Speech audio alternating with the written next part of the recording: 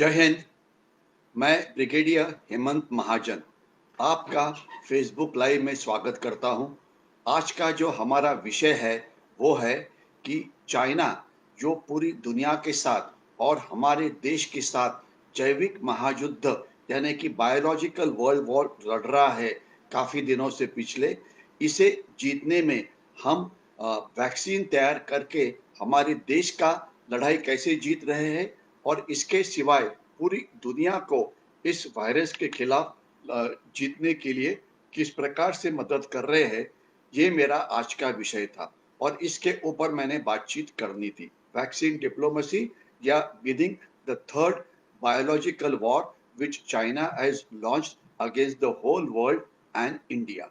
लेकिन जब ये विषय मैंने तय किया था और आप सब लोगों को बताया गया था, इतने में आज शाम को एक ब्रेकिंग न्यूज आई 5:30 बजे कि इजरायली एम्बेसी जो दिल्ली में है वहां पे उसके पास एक बॉम्ब ब्लास्ट हुआ है जिसमें 5-6 कारें का डैमेज हुआ है। और ये पता होना चाहिए कि आज शाम को हमारा बीटिंग द रिट्रीट नाम का 26 जनवरी का एक बहुत इम्पोर्टेंट कार्यक्रम होता है जिसमें प्राइम मिनिस्टर, प्रेसिडेंट और सभी वीआईपीज और आम जनता इस डिस्प्ले के लिए देखने के लिए आती है। तो वो जगह यहाँ पे कुछ किलोमीटर के अंदर ही है, यानी कि वीआईपी वहां पर है, आम जनता वहां पर है, उसके बीच में और इजरायली एम्बेसी के बीच में एक बॉम्ब ब्लास्ट हुआ। ये लो यील्ड बॉम्ब ब्लास्ट था। इसमें जानी नुकसान लास्ट खबर तक किसी का नहीं हुआ है, लेकिन ये एक दर्शाता है कि हमारी जो राजधानी है, कैपिटल है दिल्ली, ये सेफ नहीं है। ये दिखाना मुख्य उद्देश्य था, क्योंकि अगर इस बॉम्ब ब्लास्ट में लोगों को मारना ये उद्देश्य था तो खैर बड़ा बॉम्ब रखते तो काफी नुकसान होता, क्योंकि शहर में इतनी ज्यादा भीड़ होती है कि किसी भी भीड़ में एक बॉम्ब रखा जाए तो सैकड़ों लोगों को जख्मी किया जा सकता है या मारा जा सकता है आराम से। अगर बॉम्ब रखना ही है तो बड़ा भी रख सकते, लेकिन ये बॉम्ब लो ईल्ड का था और ये एक आईईडी यानी कि इम्प्रोवाइज्ड एक्सप्लोजिव डिवाइस था, तो इसलिए जानी नुकसान नहीं हुआ है। लेकिन नुकसान जो हुआ है वो देश की जो इज्जत है, देश की जो स्टेटस है, इसको हुआ है। और अगर इस घटना के साथ हमने केवल एक बॉम्ब ब्लास्ट की तौर पे नहीं देखना चाहिए, क्योंकि ये बॉम्ब ब्लास्ट अभी दिल्ली में मेरे ख्याल से 5 या 6 साल के बाद हो रहा है। आपको पता है 2014 के बाद ये सभी बॉम्ब ब्लास्ट बंद हो गए थे और अभी जो बॉम्ब ब्लास्ट होते हैं या आईडी ब्लास्ट होते हैं वो केवल कश्मीर के अंदर, कश्मीर वैली में होते हैं, या जो लड़ाई चलती है वो लाइन ऑफ कंट्रोल पे चलती है जहां पे भारतीय सेना अपना खून बहाती है। और जब मैं खून बहाने की बात कर रहा हूं, कल ही एक आईडी ब्लास्ट हुआ था, जो कश्मीर में हुआ था, जिसमें राष्ट्रीय राइफल का एक सोल्जर मार्टियर हो गया, यानी कि मारा गया। लेकिन तभी हमारी मीडिया ने, वो टीवी चैनल वाले हो या जो अपने प्रिंट वाले हो, उन्होंने इसे बहुत इंपॉर्टेंट विषय समझा नहीं, क्योंकि अभी तक जो सोल्जर मारा गया है उसका नाम भी हमारे मीडिया ने नहीं दिया। लेकिन जो सो कॉल्ड लीडर्स है, जो आंदोलन कर रहे हैं, जिन्होंने देश का हजारों करोड़ का नुकसान दिया है, वो अगर कुछ भी बोलते हैं तो वो ब्रेकिंग न्यूज टीवी पे हो जाती है। लेकिन जो सोल्जर अपनी जान देता है देश के लिए, उसका नाम भी आज हमारे पास नहीं है। मैंने बहुत कोशिश की इस नाम को ढूंढने की, लेकिन वो नाम मुझे नहीं मिला है। ये परसों की बात है, मैं रिपीट करता हूँ, जब आईडी ब्लास्ट हुआ जिसमें 3 सोल्जर्स जख्मी हो गए और एक का डेथ हो गया। ये राष्ट्रीय राइफल के सोल्जर थे जो नॉर्मल पेट्रोलिंग के ऊपर जा रहे थे। इसके सिवाय आज ही अगर आपने न्यूज सुनी होगी तो 3 दहशतवादी ये कश्मीर वैली में त्राल में मारे गए। एक बहुत ही अच्छा ऑपरेशन हमारे सोल्जर्स ने किया, जिससे बिना कोई नुकसान हुए हमने 3 दहशतवादियों को मार दिया। क्योंकि जैसे मैंने पहले काफी बार बोला है, पाकिस्तान से दहशतवादी भेजना एक बहुत ही इम्पोर्टेंट काम है, क्योंकि अगर वहाँ से दहशतवादी नहीं भेजते वो, तो कश्मीर का वैली का जो दहशतवाद है, ये खत्म हो जाएगा। तो इसलिए फॉरेन टेररिस्ट को पाकिस्तान भेजते रहता है हमारे देश के अंदर, खास तो कश्मीर वैली में सोल्जर्स को मारते हैं, कोई इम्पोर्टेंस नहीं दिया जाता। लेकिन दिल्ली में बॉम्ब ब्लास्ट हो जाए तो वो एक सभी टीवी डिबेट के सभी टीवी चैनल्स के ऊपर आज इसके ऊपर चर्चा चल रही है कि ये बॉम्ब ब्लास्ट किसने किया, क्यों किया, वगैरह वगैरह। इसके ऊपर मैं और एक दो चीजें बोलूंगा, लेकिन मैं ये बॉम्ब ब्लास्ट की तरफ देखने के बदले आपने पिछले कुछ दिनों में देश की सुरक्षा की जो स्थिति है, जो स्टेटस है, इसके ऊपर नजर रखनी चाहिए। देश में आंदोलन चल रहा है, जो दिल्ली कैपिटल है उसको बंद करके रखा है, हजारों करोड़ रुपीस का नुकसान हुआ है, और जितना नुकसान चाइना और पाकिस्तान ने पिछले 70 साल में नहीं किया, उतना नुकसान हमारे आंदोलकों ने पिछले 70 दिनों में किया हुआ है, जिससे देश की आर्थिक प्रगति के लिए एक बड़ा वो धक्का है। दिल्ली में जो वायलेंस हुआ, इसके बारे में मैं कुछ नहीं बोलने वाला हूँ। वो सभी ने आपने आँख से देखा होगा, आपने उसकी असेसमेंट जिस प्रकार से करनी है, वो आप कर सकते हैं। लेकिन मैसेज बिल्कुल साफ है। मैसेज ये है कि सुबह 26 जनवरी को परेड के अंदर हमने हमारे देश के बहुत बड़े हथियार दिखाए थे, मिसाइल्स थे, टैंक्स थे, एयर डिफेंस के हथियार थे, डीआरडीओ के हथियार थे, एयरक्राफ्ट कैरियर है, वो दिखाया गया था। उसके बाद जो मार्च पास्ट हुआ था, इस मार्च पास्ट के अंदर तेजस विमान थे, उसमें जो सबसे अत्याधुनिक विमान थे, जिसे राफेल बोला जाता है, वो भी थे। तो हम सभी बहुत खुश हो गए थे, लेकिन मैंने उस समय भी कमेंट्स की थी, क्या ये हथियार हमारे देश की रक्षा करने के लिए काफ़ी है? मैं एक पेसिमिस्ट की तरह से बात नहीं करना चाहता हूँ। मैं आपको मैं खुद एक सैनिक हूँ, इसलिए मैं सैनिकों के बारे में कभी भी गलत चीज़ नहीं बता सकता हूँ। लेकिन फैक्ट ये है कि ये हथियार, ये मिसाइल्स, ये डीआरडीओ के शस्त्र, ये रणगाड़े देश का रक्षण नहीं कर सके। उसके बाद 2-3 घंटे के बाद ही जहाँ पे अपना देश का झंडा हमने लहराया था, वहीं पर वायलेंस हो गया, जो आपने देखा था। तो ये जो शस्त्र है, क्या वो पेपर के ऊपर दिखाने वाले शस्त्र है? अल्टीमेटली जो इन्फेंट्री के सोल्जर्स है, जब तक वो लड़ाई नहीं करते, तब तक देश की सुरक्षा बड़ी धोखे में आ सकती है। तो देखिए, जैसे मैंने काफ़ी बार इस प्रकार की प्रेज़ेंटेशंस में बोला है कि हमारे एक युद्ध शास्त्र के विद्वान थे, नाम चाणक्य या आर्य चाणक्य। उन्होंने बोला था, देश के 4 प्रकार के शत्रु होते हैं। एक शत्रु देश के बाहर से आता है, मदद अंदर से मदद बाहर से मिलती है। दूसरा शत्रु बाहर से आता है और उसे बाहर से मदद मिलती है। मदद यानी कि पैसा, मदद यानी कि शस्त्र, मदद यानी कि गाइडेंस, मदद यानी कि हर एक प्रकार की मदद। और चौथा प्रकार का शत्रु जो होता है, वो देश के अंदर होता है, और उसे मदद भी देश के अंदर से मिलती है। लेकिन चाणक्य ने उस समय बताया था कि ये शत्रु बहुत खतरनाक होता है, और जो 4 शत्रु मैंने बताए, इसमें इसके साथ पहले निपटना चाहिए। चाणक्य जी ने ये जो बोली थी चीज, ये तो काफी साल पहले, हजारों साल पहले बोली थी। लेकिन मेरे जैसे जो अनपढ़ है, उनको ये समझ में नहीं आया था कि ये कितने खतरनाक हो सकते हैं। खतरनाक तो है, लेकिन कितने खतरनाक कि हमारे बड़े शस्त्र देश का रक्षण इस प्रकार की हिंसाचार से नहीं कर सकते हैं। ये शायद कल अधोरेखित किया गया कि आप कितने भी शस्त्र रखो, लेकिन हम चाहेंगे तो रेड फोर्ट में आएंगे, झंडे को नीचे उतराएंगे, पुलिस की पिटाई करेंगे, और आप सिर्फ बातचीत करते रहेंगे, एनालिसिस करते रहेंगे कि ये कैसे हुआ, क्यों हुआ, लेकिन हम जो चाहेंगे वो करेंगे। तो ये जो देश के अंदर के शत्रु, इससे कैसे निपटा जाए, ये मैं आपके ऊपर छोड़ता हूँ। लेकिन मैं इतना ही बोलना चाहता हूँ कि इन्हें चाइना की मदद है, इन्हें पाकिस्तान की मदद है, और आज काफ़ी सारे इन दोनों देशों के एजेंट्स हमारे देश में है, जो उनके लिए काम करते हैं। इसमें मैं आज चाइना जिस प्रकार से हमारी देश के अंदर घात-पात कर रहा है, या गड़बड़ कर रहा है, इसके ऊपर मैं नज़र रखूँगा, क्योंकि जो बॉम्ब ब्लास्ट वगैरह है, ये हमारे देश में इतनी बार होते हैं कि इसकी एनालिसिस इतनी बार हुई है कि अल्टीमेटली मैं बोलता हूँ कि पैरालिसिस बाय ओवर एनालिसिस। तो इसकी कोई ज़्यादा विश्लेषण करने की ज़रूरत नहीं है, क्योंकि मैंने आज ही जब मेरे से पूछे जा रहे थे कि इज़राइली, आज मैंने यहाँ आने से पहले ही 2-3 टीवी चैनल के ऊपर था, तो एक ने मुझे पूछा कि क्या इज़राइल की जो वकीलात है जहाँ पे ये बॉम्ब ब्लास्ट हुआ, उनकी हम रक्षा कर सकते हैं क्या? तो मैंने जो जवाब दिया एक बार मैं रिपीट करता हूँ।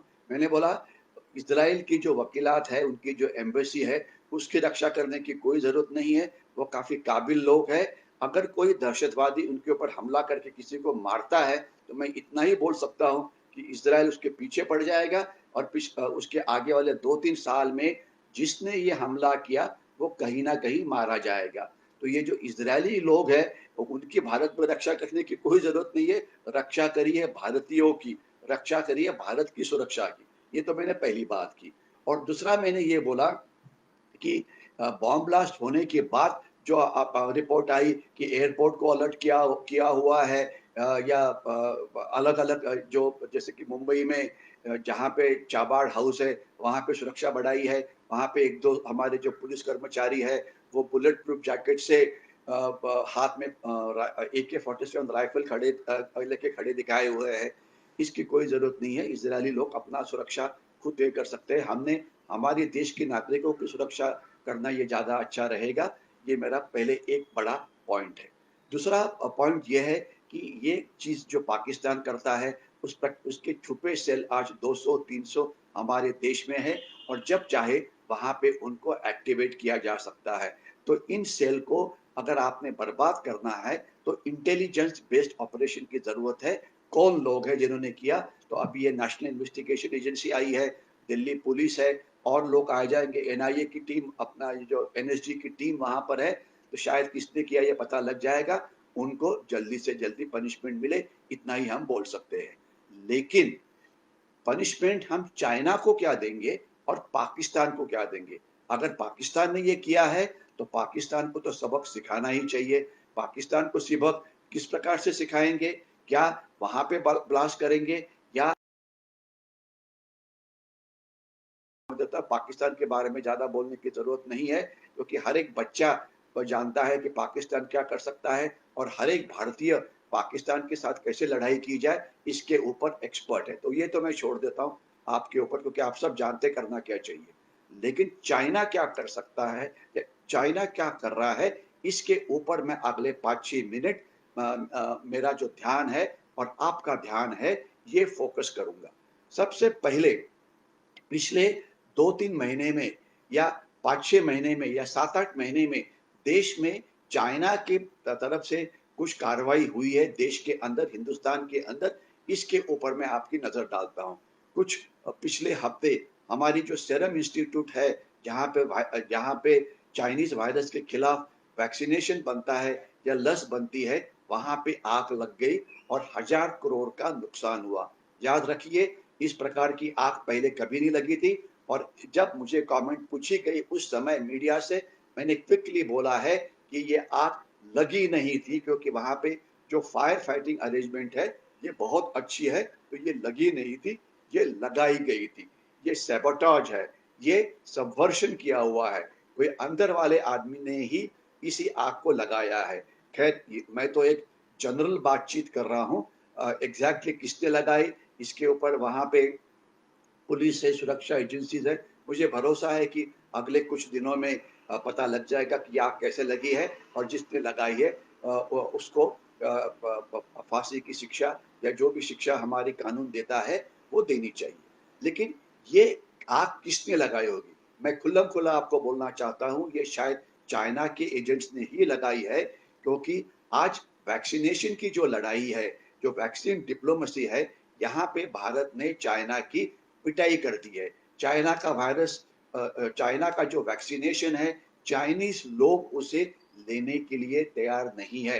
रिपीट करता हूँ, चाइनीज़ लोग उसे लेने के लिए तैयार नहीं है। जिन प्रदेशों को उन्होंने ये वैक्सीन दिया, वो उसे ना बोल रहे हैं।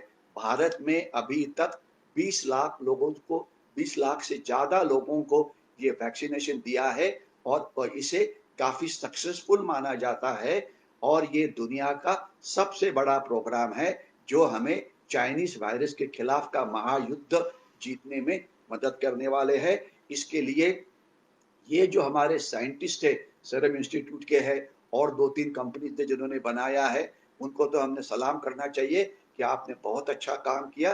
लेकिन उनको खच्ची करने के लिए, उनका मोरल डाउन करने के लिए सीरम इंस्टीट्यूट में आग लगाई गई। तो ये चाइना का काम है, इसके बारे में या उनके एजेंट्स का, इसके बारे में मुझे तो कोई शक नहीं है। लेकिन मैं आपका ध्यान ले जाना चाहता हूँ, कुछ महीने पहले तमिलनाडु में वेदांत नाम की एक फैक्ट्री थी, जहाँ पे कॉपर यानी कि तांबा इसे रिफाइन किया जाता था और देश का 50-60% जो कॉपर था, जो हमारे इंडस्ट्रीज के लिए लगता है, वो वहाँ से आता था। लेकिन वहाँ पे कुछ एनजीओज ने एक एजिटेशन शुरू किया कि इससे हमारा पर्यावरण का नुकसान हो रहा है, इसलिए इस फैक्ट्री को बंद करना चाहिए। और हमारे जो जज है, ये इतने लिबरल है कि उन्होंने बोला, अरे बाप रे! अगर वहाँ पे एनवायरनमेंट खराब हो रहा है तो इसको बंद करो। अरे भैया, जज साहब को पूछो, जज साहब अगर आप इसको बंद कर रहे हैं, तो क्या देश में कॉपर इस्तेमाल करना बंद करेंगे? बिल्कुल नहीं। ये जजों ने ये फैक्ट्री बंद करवाई और उसके बाद आज हम 40% जो कॉपर है, चीन से लेते हैं। यानी कि फैक्ट्री बंद करने के बाद फ़ायदा किसका हुआ? चाइना का हुआ, रिपीट करता हूँ, चाइना का हुआ। और वेदांत के जो वकील थे, उन्होंने हाई कोर्ट के सामने बोला है कि ये जो एनजीओ जिसने ये एजिटेशन चलाया था, इसे चाइना ने पैसा दिया। ये एफिडेविट उन्होंने कोर्ट में दाखिल किया है। क्या दुनिया में कॉपर की फैक्ट्री चलती नहीं है? अगर पर्यावरण का नुकसान होता है तो जाहिर है नहीं होना चाहिए। तो इसको रोक के क्या कॉपर को हम रिफाइन नहीं कर सकते? बिल्कुल कर सकते हैं। लेकिन हमारा जो एटीट्यूड है कि जिस चीज़ में पता नहीं है, एक कोई भी जजमेंट दे दो और अपने देश का आर्थिक नुकसान करो। फ़ायदा हो गया है चाइना का, मैं रिपीट करता हूँ, चाइना का। इसके बाद मैं आ जाता हूँ टिकटॉक के ऊपर। 1 साल या डेढ़ साल के पहले की बात है, डेट्स के बारे में मेरी मेमोरी इतनी अच्छी नहीं है, जब टिकटॉक को तमिलनाडु में बैन कर दिया, क्योंकि टिकटॉक बहुत ही खराब है। वो ऐप के बारे में तो आप सब जानते हैं। तो एक एनजीओ चला गया, कुछ एक्टिविस्ट चले गए हाई कोर्ट के अंदर और हाई कोर्ट ने उनको तुरंत सुनवाई के लिए एक्सेप्ट कर लिया और उन्होंने बोला कि टिकटॉक के ऊपर बैन नहीं होना चाहिए, क्योंकि ये बहुत अच्छा ऐप है, इससे आम लोगों का नुकसान हो रहा है। तो अ, हमारे जज साहब ने निर्णय दे दिया कि टिकटॉक का जो बैन लगाया था किसी ने पहले, वो उठाया जाए और टिकटॉक शुरू हो गया। अभी देखिए, टिकटॉक ये चाइना का ऐप है। इसमें क्या होता है, वीडियो रिकॉर्ड होते हैं। वीडियो रिकॉर्ड करने वाले हज़ारों ऐप है, यूट्यूब है, जितने चाहे उतने ऐप है। ये कोई ऐसा कोई मेडिसिन जैसा कोई एसेंशियल ऐप नहीं है कि ये बंद होने से देश का कोई बड़ा नुकसान होने वाला है। लेकिन लिबरल लोग हैं, बोलते हैं कि नहीं, बैन नहीं होना चाहिए क्योंकि हमारा ये हक है। और ये फिर शुरू हो गया। और 4 दिन पहले की बात है साहब कि 259 ऐप्स हमारे देश ने परमानेंटली बैन किए हैं, जिसके अंदर टिकटॉक है। और टिकटॉक ने अपना जो ऑफिस है हमारे देश के अंदर का, वो बंद कर दिया है। लेकिन लिबरल्स जो लोग थे, इन्होंने इसे 2-3 साल चलाया, जब नुकसान हमारे देश का हो रहा था। तो ये चाइनीज एजेंट्स कितने पावरफुल है, इसका ये एग्जाम्पल है। मैं क्विकली तीसरे एस्पेक्ट पे आ जाता हूँ। एक एप्पल नाम की कंपनी है।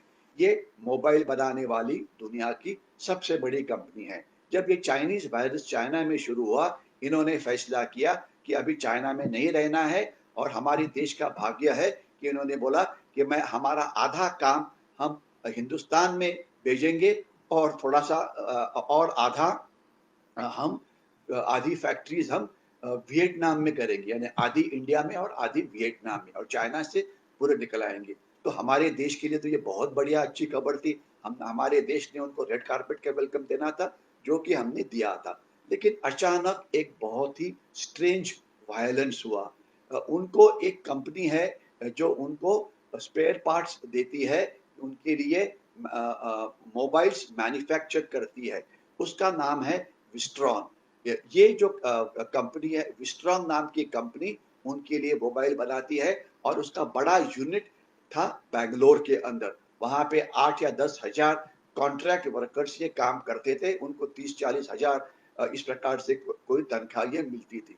तो अचानक वहाँ पे वायलेंस हो गया, हुआ नहीं जी, भड़काया गया और फैक्ट्री को ताला लगाया गया और फैक्ट्री में जो कॉस्टली मोबाइल्स थे वो लूट किए गए और मीडिया में आपने बात सुनी होगी कि 500 करोड़ से ज़्यादा कीमत के मोबाइल ये लूटे गए। रिपीट करता हूँ, लूटे। किसने लूटा? मुझे नहीं पता, वो का पुलिस को पूछो। लेकिन फैक्ट्री ने अभी फैसला किया कि इस प्रकार का वायलेंस अगर हमारे फैक्ट्री में होने वाला है तो यहाँ पे रखने का कोई फायदा नहीं, हम चलते हैं यहाँ से बाहर, हमारा ठिकाना कर लेते हैं। लेकिन सरकार ने क्विक रिएक्शन की और जिससे 500 में से 400 करोड़ के जो मोबाइल्स थे वो वापस आ गए कुछ ही दिनों के अंदर। और सिर्फ जो अभी नुकसान है वो 100 करोड़ के आसपास है और अभी सरकार इसकी इन्वेस्टिगेशन कर रही है। और जिसने किया था ये एक लेफ्टिस्ट ऑर्गेनाइजेशन थी, उसका जो नेता था अभी वो कैद में है, उसके खिलाफ कानूनी कार्रवाई ये शुरू है। क्योंकि चाइना के इशारे के ऊपर हमने जो सबसे बड़ी कंपनी हमारे देश में आने वाली थी उनके फैक्ट्री में जाके लूटना शुरू किया, जिससे उनको लगा कि ये सेफ नहीं है। लेकिन इसमें ज्यादा अचरज की बात यह है कि जैसे ही ये कार्रवाई हुई, मैं शुरुआत करता हूँ पहले सेरम इंस्टीट्यूट से। सेरम इंस्टीट्यूट में आग लगी और हमारे जो न्यूज़पेपर्स है यानी कि रीजनल मराठी है, हिंदी है, इंग्लिश है, इन्होंने केवल न्यूज़ लिखी, कोई किसी ने एडिटोरियल नहीं लिखा। लेकिन चाइना का जो सबसे बड़ा न्यूज़पेपर है ग्लोबल टाइम्स, उसने तुरंत दूसरे दिन एडिटोरियल लिखा कि देखिए भारत एक बहुत धोखेदायक देश है, वहाँ जो वैक्सीन वो पुणे में बना रहे हैं इसे नहीं लेना चाहिए क्योंकि जो देश की फैक्ट्री सुरक्षित नहीं है वहाँ का वैक्सीन कितना सुरक्षित होगा। यानी कि उन्होंने प्रोपेगेंडा किया कि भारत अपनी वैक्सीन की सुरक्षा को सुरक्षित नहीं रख सकता, भारत से या हिंदुस्तान से वैक्सीन मत खरीदीजिए, हमारे से खरीदे। ये हमारे पेपर्स ने एडिटोरियल लिखा भी नहीं है और इन्होंने लिख भी दिया। ऑब्वियसली उनको पता था कि यह आग लगने वाली है, एडिटोरियल पहले से बन के तैयार था और वो पब्लिश किया गया। सिमिलरली जब विस्ट्रॉन कंपनी में वायलेंस हुआ, तुरंत उसके बाद एडिटोरियल लिखा गया कि जब हमारे लोग सो ही रहे थे कि ये क्यों हुआ है, कैसे हुआ है। कुछ लिबरल न्यूज़पेपर्स बोल रहे थे क्यों नहीं शायद वर्कर्स को कम पे मिला है इसलिए उनको गुस्सा आया है। अरे वहाँ की जो कॉन्ट्रैक्ट वर्कर्स है इतना बढ़िया पे कहीं और किसी को नहीं मिलता है, ठीक है। लेकिन हमारे पेपर इस प्रकार की बातचीत कर रहे थे, तब ग्लोबल टाइम चाइना का न्यूज़पेपर बोल रहा था कि भारत में एप्पल ने फैक्ट्री शिफ्ट नहीं करनी चाहिए क्योंकि एप्पल को या उनकी जो एंसिलरीज वाले जो लोग हैं उनको वहां पर धोखा है, तो चुपचाप से उन्होंने चाइना में ही रहना चाहिए। तो चाइना का एडिटोरियल उसके पहले ही आ जाता है क्योंकि उन्हें ये पता था। इसके बाद मैं क्विकली आ जाता हूँ, ये जो वायरल जो आंदोलन चल रहा है इसके बारे में आपको याद है कि कुछ 2-3 हफ्ते पहले 1500 टावर्स जलाए गए जो कम्युनिकेशन के टावर्स थे और हर एक टावर की कीमत 20-25 करोड़ के आसपास होती है, कोई कम है कोई ज्यादा है, तो कितना नुकसान हुआ है आप कैलकुलेट करिए। लेकिन इस टावर की खासियत क्या थी? ये टावर की खासियत ये थी कि ये टावर जियो कंपनी के थे। जियो कंपनी की क्या खास बात है? खास बात यह है कि अभी